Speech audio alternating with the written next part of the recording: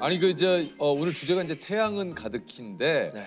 오늘 저희에게 태양의 신비에 대해서 좀 알려주시겠다고 우리 궤도 씨가. 너무 좋습니다. 흔히 태양은 이제 태양계의 심장, 출발점이다 얘기를 하는데 이게 태양은 어떤 천체입니까? 태양은 결국 별이니까 예, 지구에서 가장 가까운 별입니다. 태양은 46억 살 정도라 사람으로 치면은 지금 딱 좋은 나이. 저희 정도. 46억 살이에요? 46억 살. 딱 좋아요. 한 120억 살 정도로 수명을 보고 있으니까. 예, 태양의 수명이 있어요? 그렇죠. 태양의 수명을 보통 한 120살 정도, 120억 살 정도 보고 있고 사실 MZ 세대랑 비슷해요. 태양도. 지금 MZ 세대. 약간 끝물 MZ. 저희랑 지금 태양이 끝물 MZ예요? 네. 아니 그러면 태양이 그러면 없어지면 이거 우리 태양계 다 그럼 120억 년 되면 다 작살나는 거예요? 작살나죠. 없어져? 예, 이게 별의 진화 단계가 있어요. 엄청나게 커져요. 적색거성으로 커졌다가 나중에 백색의 성처럼 작아집니다. 근데 태양이 이렇게 사라지다는 거 처음 알았어요. 예, 태양도 이제 결국 작은 하얗게 빛나는 전구 같이 될 거예요. 나중에는. 예. 이게 너무 놀라시는 것 같은데. 너무 놀라. 지금 근데 어차피 우리가 47억 년 후, 46억 년이잖아요. 지금. 아니 그래도 앞으로 한 1000년 후도 생각 안 하셔도 괜찮아요. 아니 그래도 없어지다니까 나 지금 충격이야. 근데 왜냐면 지금 이거 긴급 뉴스입니다 지금. 이거 요즘 태양이 없어진대요 120억 년 후에. 태양은 없어지지만 태양을 구성하는 모든 것들은 다시 재구조화 되겠죠. 이것이 또 양자역학입니다. 너무 재밌지 않습니까? 와 이거 이렇게 재밌네? 문득 궁금해지는 게 우리가 이제 태양에 관한 그런 명언들이 굉장히 많아요. 내일은 내일의 태양이 뜬다. 그다음에 이제 하늘 아래 두 개의 태양을. 그렇죠. 요거 좀 과학적으로 설명이 가능합니까? 사실 굉장히 어려운 문장입니다. 네. 내일은 내일의 태양이 뜬다. 네. 그럼 내일을 어떻게 정의할 것인가를 봐야 되는데 시간이라는 건 완전 상대적이에요. 사실 지구가 자전하기 때문에 오늘과 내일이라는 개념이 생긴 그쵸. 건데. 예. 근데 내일은 내일의 태양이 뜬다. 사실 태양 입장에서 봤을 때는 굉장히 웃긴 일이에요. 왜요? 왜냐면 오늘 내일을 결정하는 게 지구가 도는 것 때문에 그런 거지. 태양 입장에서는 내일이란 건 없어요. 예. 그냥 항상 항상 떠 있죠. 그대로. 예. 우주적 관점에서 봤을 때 태양은 항상 있는 겁니다. 지구가 거기서 돌고 그냥 쇼를 하고 있는 건데 내일은 내일의 태양이 뜬다. 그럼 태양 입장에서 뭐야? 뭐? 아 지들끼리 혼자 돌아놓고선. 좀 진지하네 얘들이? 이런 느낌인 거죠. 그리고 하늘 아래 두 개의 태양은 없다. 이거는 사실 굉장히 잘 만든 문장이긴 해요. 근데 확실한 거는 하늘 아래 한 개의 태양도 없어요. 그냥 하늘 아래 태양이 없어요. 뭔 소리예요? 하늘 밖에 있는 거구나. 그렇죠. 왜냐면은 우리가 보통 이제 하늘을 정의할 때 그 지표면으로부터 한 100km까지를 이제 우리 대기권 안으로 정의를 하고 이걸 카르만 라인이라고 그러거든요. 맞아요. 카르만 요거 라인. 밖으로 가면 우주로 정의를 합니다. 하늘 아래라면 카르만 라인 안쪽으로 봐야 되는데 요 안쪽엔 태양이 없어요. 요 밖에 있습니다. 그래서 하늘 아래 두 개의 태양은 없다. 이 말은 너무 잘 만든 말이지만 좀 바꿔서 하늘 아래 두 개의 태양은 당연히 없다. 왜냐? 네. 하늘 밖에 있기 때문이다. 이렇게 가야 돼요. 아니 그 이제 세계적인 천문학자 칼 세이건이 이제 남긴 말인데 우리 행성은 우주의 어둠에 크게 둘러싸인 외로운 티끌 하나에 불과하다. 이게 이제 우주를 공부하다 보면 우리의 존재라는 게 참 너무 미미하다. 이런 생각이 좀 드실 때가 좀 맞아요. 있는지. 어떠세요? 막 너무 우리가 하찮게 느껴지거나 그런 게 있으세요? 그냥 생각지도 못했던 자연재해나 그런 사고들로 인해서 너무 나약하다. 생명을 잃거나 이런 거 보면 좀 힘이 쭉 빠지죠. 그러니까 우리는 왜 이렇게 작고 보잘것없고 우리가 아무 힘도 없고 우리가 할 수 있는 거 아무것도 없고 너무 괴로운 거야 그 생각 자체가. 그래요, 맞아요. 그런데 다시 생각해 보면은 적어도 지금 현재 우리가 작고 보잘것없다라는 걸 알고 있는 건 오직 인간밖에 없어요. 맞아, 네. 맞아. 그 과정에서 우리 다른 생명체에 대해서 굉장한 배려와 애정과 사랑이 생기죠. 왜냐하면 우리가 너무 보잘것없으니까. 제가 굉장히 존경하는 천문학자가 평상시에 항상 하시던 말씀이 있어요. 너무나도 크고 광활한 이 우주에서 우리는 너무 외롭다는 거예요. 그 외로움을 버틸 유일한 방법은 사랑뿐이다. 네. 사랑이 없으면 우리는 못 버티는 거예요. 버틸 수 없어. 그건 맞아요. 맞아요. 그 사랑을 주고 위로를 주고 우리에게 힐링을 주는 거죠. 그게 바로 과학이라는 거죠. 보이저라는 탐사선이 있어요. 이게 인류가 만든 탐사선 중에 가장 멀리까지 가 있습니다. 그렇게 해서 탄생한 사진 한 장이 창백한 푸른 점이라는 사진이에요. 네. 정말 멋있게 딱 거기 푸른 점이 딱 찍혀 있어요.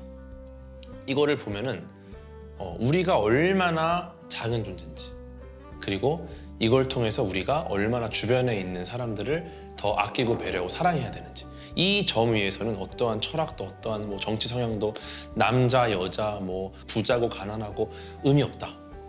그냥 한 도트밖에 안 되는 점 안에 살고 있는 똑같은 그냥 생명체다. 이거를 딱 보고 나면은 절대 누구에게도 무례하게 할 수 없어요. 왜냐면 우리는 정말 사랑받아야 되는 존재거든요. 모두가 이런 생각들을 해야 세상이 바뀔 수 있어요.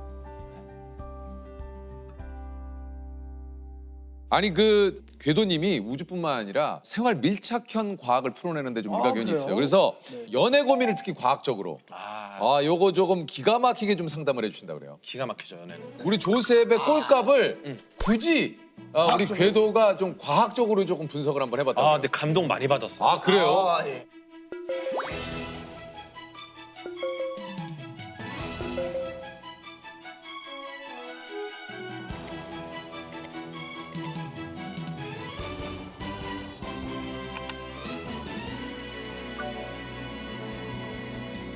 그대가 하늘에 떠 있는 해라면 밤이 오지 않았으면 좋겠어요. 그대가 하늘에 떠 있는 달이라면 아침이 오지 않았으면 좋겠어요. 와, 이게 사실은 아마 우리 세호 형님께서 약간 그 사랑의 세레나데 느낌으로 쓰셨을 것 같잖아요. 네. 모든 분들이 그렇게 알고 계신데 이건 완전 과학시예요. 그래요? 네. 이거 모르실 수도 있어요. 네네네. 쓰셨지만. 쓴 사람이 네네. 모르는데 왜 이게 과학이라는 거예요? 그러니까 보세요. 하늘에 떠 있는 해, 요거는 아니라는 걸 아까 말씀드렸죠. 얘기했죠. 요건 요 정도는 우리가 시적 허용으로 봐줍니다. 네. 네. 근데 밤이 오지 않았으면 좋겠어요. 또 아침이 오지 않았으면 좋겠어요. 여기서 포인트가 뭐냐면은 사실 밤이 온다, 아침이 온다가 해와 달이랑은 무관합니다. 왜냐하면은 아침이 오고 밤이 온다라는 거는 해가 아니라 지구의 자전 때문에 벌어진 현상이에요. 그렇죠. 그쵸? 네네. 그럼 엄밀히 말하면은 밤이 오지 않았으면 좋겠다, 아침이 오지 않았으면 좋겠다. 이거는 자전이 멈춘 상황을 가정한 겁니다. 그렇죠? 이게 무슨 상황이냐면 지구의 자전이 멈추면 지금 관성 때문에 존재하는 모든 생명체는 다 튕겨져 나갈 겁니다. 죽죠. 다 사라지죠. 막 난리 떨어지잖아 나잖아. 지금. 저거보다 더 위험한 일이 일어나는 거야. 지구에 있는 모든 생명체가 거의 사라질 것 같은 상황이에요. 그 상황에서 다시 앞으로 돌아가. 수미상관. 그대가 하늘에 떠 있는 해, 그대가 하늘에 떠 있는 달이다. 내가 사랑하는 그대만 이 지구상에서 피신시킨 거죠. 네. 즉 이거는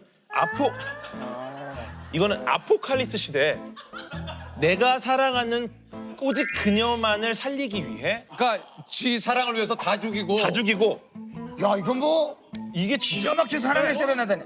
Just for you네요. Just for 장난 you. 아니죠. 근데 문제는 야. 세호 형님도 갔어.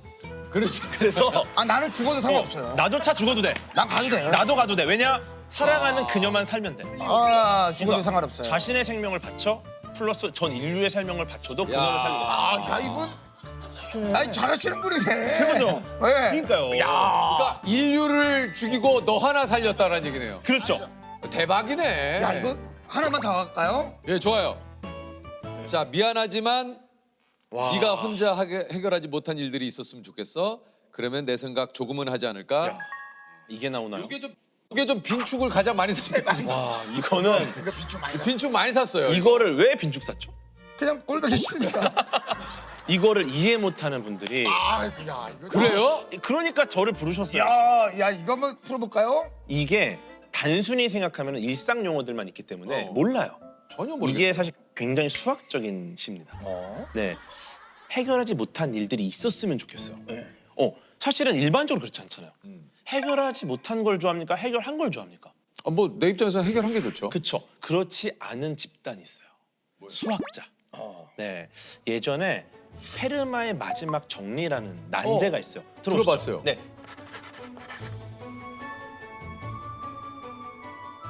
이게 증명된 거 아시죠? 네, 이게 거의 400년 만에 증명이 되는데 그 앤드류 와일즈라는 수학자가 증명을 합니다. 기가 막힌 방식으로 증명을 해요. 증명해서 해결을 했어요. 수학자들 좋아했을까요? 좋아하지 않았어요? 좋아하지 않았어요. 왜요? 내가 이 문제를 그렇게 즐거워하면서 풀고 있었는데 네가 해결해 버리니까 그럼 나는 이제 뭘 하냐? 나의 가장 애정하던 무언가를 뺏어가 버린 거야. 그래서 이제 수학자 하버드 대학교에서 수학자들이 모여가지고 앞으로 절대 해결할 수 없는 수학계 난제를 한번 정해보자. 여기에 앤드류 와일즈 참여를 해요. 네. 그래서 7가지 난제를 찾아냅니다. 아, 예. 거기에 뭐 리만 가설, 뭐 푸엔카라 추측 막 이런 것들이 있어요. 아 일부러 또 그거를 모여셔가지고 네. 해결할 수 없는 걸 만들었어요. 이게 이제 밀레니엄 7대 난제라고 부르는 수학계 최대 난제예요. 근데 보세요. 그러면 내 생각 조금 하지 않을까? 이 시는 사람이 관점에 쓴 시가 아니에요. 내 생각을 하지 않을까? 난제의 관점입니다. 네, 보세요. 난제의 관점입니다. 네, 보세요. 이 시 쓰신 분은 무슨 소리가? 그렇죠. 아니 궤도 씨. 맞지 않습니까? 시를 쓰신 분. 근데 왜냐면 진짜 명작은요. 내가 그걸 어떻게 만들었는지도 몰라. 이런 느낌인 거죠. 그러니까 아 이거 그냥 SNS에 관심 받으려고. 아니. 아니 좋아해. 기도 씨, 아니 괴롭니다. 이거를 왜 썼냐면 네. 제가 생각하는 사랑은 난제라고 생각을 했거든요. 사랑은 난제. 사랑은 풀지 못한 숙제. 후가 영감을 받았다니까요. 근데 보세요. 이걸 난제 입장에서 보면 내가 난제야. 내가 리만 가설이야. 미안하지만 수학자들 너네가 혼자 해결하지 못할 일이 있으면 좋겠다. 왜냐? 그러면 니들이 리만 가설 생각을 좀 하지 않을까? 근데 많은 시청자분들이 궤도님 보고 진짜 꼴값 때문에 말고 할것 같아. 꼴값 떨죠? 네. 이제 악플 달려고 궤도를 검색합니다. 거기서 이제 야, 과학을 그래. 만나. 맞아요. 경이로울 보고 네. 와 과학 이렇게 재밌었어? 야, 근데 이야기를 너무 재밌게 잘 그러니까. 풀어주시니까 글 쓴 사람도 기분이 좋다. 아니 이게 궤도님이 이제 이말년 씨와 과학 콘텐츠를 만들어서 많은 분들을 좀 킹받게 했다고 하는데 제목만 들어도 상당히 킹받게 만드는 도대체 이런 걸 왜 분석을 하시는 건가요? 그냥 그 사람들이 과학을 좋아하게 만들려는 방식이죠. 네, 왜냐면은 예를 들어 그냥 작용과 반작용이라는 뉴턴의 운동 법칙이 있다. 근데 이 재미없잖아요. 근데 김치 싸대기를 때릴 때 있잖아요. 그럼 김치 싸대기를 딱 때립니다. 그럼 이때 사람들은 모두가 김치 싸대기를 맞은 사람을 애처롭게 봐요. 하지만 김치도 맞았어. 그러니까 제 입장에서는 김치도 애처롭게 봐야 되는 거야. 때리는 순간 볼도 김치에 맞았지만 김치도 볼에 맞은 겁니다. 그러니까 둘 다 작용 반작용. 이런 얘기를 하는 거예요. 그런 얘기를 하면 댓글들이 어떻게 달려요?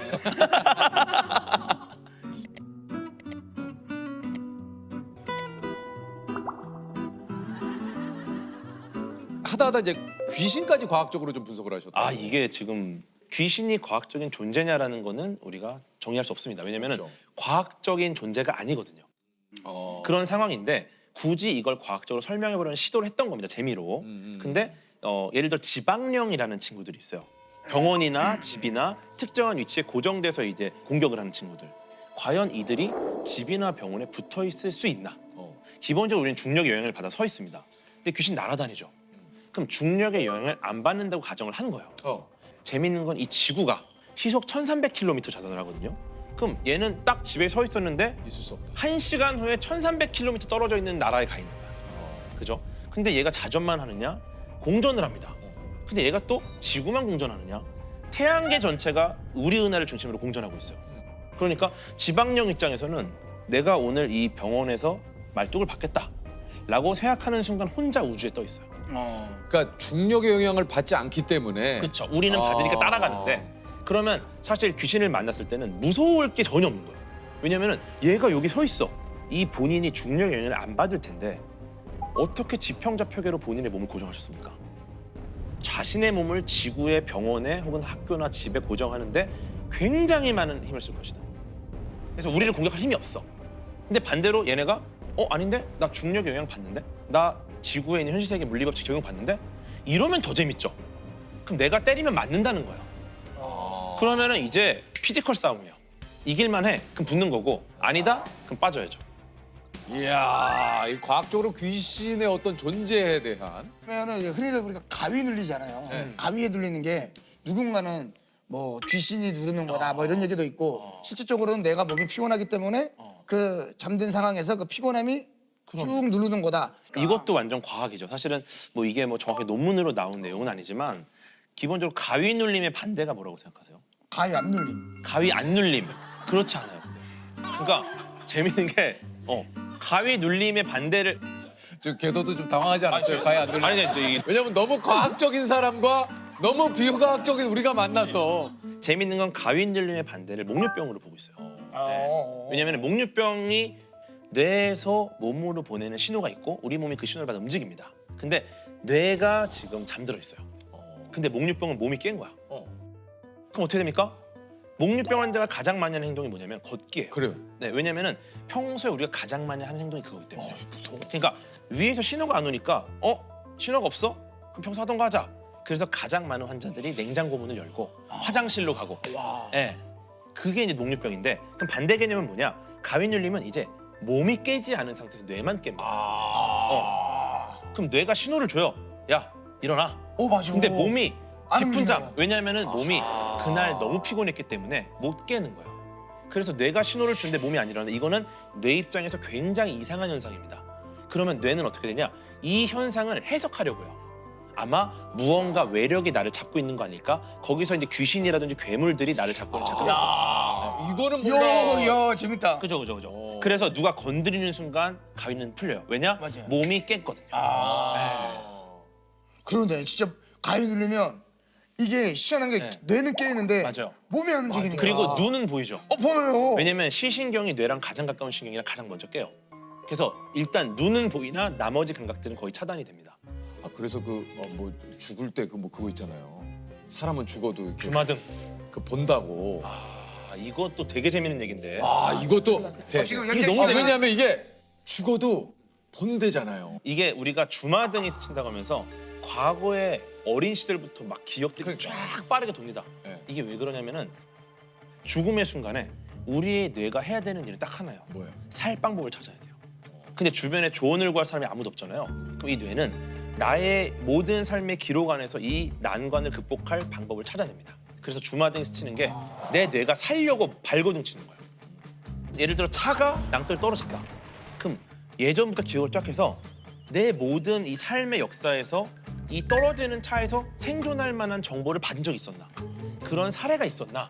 모든 경험과 데이터 들은 얘기를 다 조합하는데 결국 없었죠. 주마등이 스치고 대박이네. 야, 이거 이게 이제 윤아 씨의 사건의 지평선이 궤도님 때문에 만들어졌다고요? 사건의 지평선에 대한 설명들을 이렇게 해주시는데 갑자기 굉장히 울컥하면서 이거하고 블랙홀하고 이제 같이 나오게 된 거예요. 근데 이게 사건의 지평선이 뭡니까? 사건의 지평선이라는 거 처음 들어보셨죠? 네. 블랙홀은 아시죠? 블랙홀 알죠, 블랙홀. 굉장히 인기 있는 천체잖아요. 블랙홀을 설명하는데 가장 중요한 키워드예요, 사실. 사건의 지평선. 네, 그 블랙홀이라는 거는 뭐든지 빨아들이는 그치. 천체잖아요. 사실상 이제 블랙홀 설명도 좀 길어져요. 왜냐면 실제로 검은색도 아니고 구멍도 아니에요. 블랙홀은 죽은 별입니다. 근데 요거 좀 이건 20분 걸려요, 진짜. 블랙홀은 이건 안 돼. 너무 아깝다. 넘어가. 그러니까 이거 이거를 어쩔 수 없어요. 180분 편성해야 돼요. 안 돼요. 어쨌든 중요한 거는 블랙홀에서 빨려 들어가는 시점이 있을 거 아니에요. 근데 여기를 딱 넘어가면은 돌아올 수 없죠. 알았다. 거기를 이제 사건의 지평선, 네, 이벤트 호라이즌이라고 합니다. 그러니까 그런 사건이 일어난 시점. 이 사건의 지평선을 넘어가면 블랙홀에서 빨려 들어간 후에 두 세계는 완전히 분리돼서 어떤 사건도 서로 상호작용할 수 없어요. 이게 너무 과학계에서 중요한 키워드인데 윤하님이 이걸 통해서 헤어진 연인과의 그 상호작용이 불가능한. 드디어 사건의 지평선을 아시는 분들도 많으셨겠지만 저는 이제 이해를 했습니다. 너는 맘에 살아 숨 쉴 테니 여긴 서로의 끝이 아닌 새로운 게 모퉁이 없어요. 그래도 이제는 사건의 지평선 너머로 근데 또 그 최근에 그 블랙홀 연구하는 천문학자가 결혼을 했어요. 이 후배 결혼식장에서 네. 이 사건의 지평선을 트는 거야. 왜냐? 내가 블랙홀 연구해. 그 이 노래가 사건의 지평선이야. 너무 좋은 거야. 그래서 이거를 너무 저는 감동인 거예요. 그래서 야, 천문학자 결혼식에 사건의 지평선이 울려 퍼진다. 유나님한테 제가 보내줬죠. 이걸 딱 찍어서 영상으로. 그랬더니 유나님이 이 슬픈 노래를 결혼식장에서